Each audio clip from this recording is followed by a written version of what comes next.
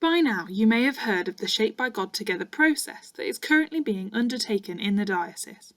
But what is this process?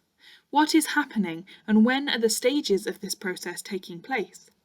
Well, Shaped by God Together is all about how we as a diocese look to God, listen to his prompting, make sense of what is happening around us, and move into the future.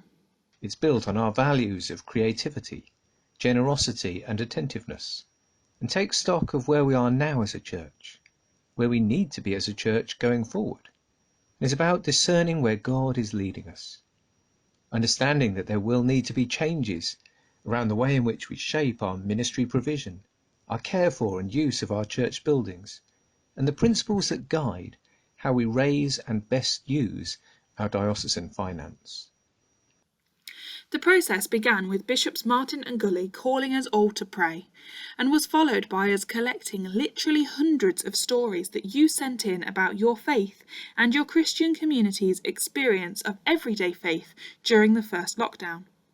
These stories were then reviewed and reflected on by many in the diocese and made sense of.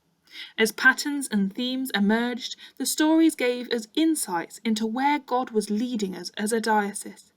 These insights have been shared and can be found on the diocesan website. All of this work has enabled us to enter into a new phase of the process, one of conversation.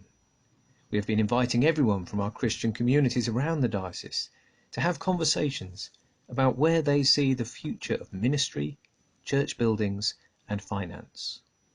Conversations have taken place at Diocesan Synod, as well as between small groups over Zoom. Through these conversations, we hope to hear God's voice as we move towards phase 2. During this phase, we will begin to explore a range of options of how we could do things in the future, gathering feedback on the various options that have arisen from all the hard work that has gone into the process so far. At the beginning of March, Bishops' Council will start to look at these options, along with other groups and meetings across the diocese, and we hope every one of you will join in to some of those conversations in April and May. We will share further details about them soon. The options will be discussed at Diocesan Synod in May, and we hope there will be some proposed principles in regards to finance and ministry investment discussed on this date.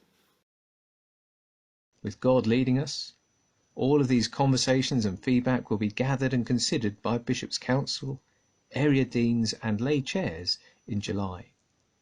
They will then work together and recommend options to be worked into a diocesan framework, taking us into phase 3 of the process, during which we urge as many people in the diocese as possible to share thoughts, give perspectives and discern together as we consider the preferred models for change. Keep your eye on diocesan communications such as Diamail, where we will explain how to get involved and to share your thoughts throughout phases 2 and 3.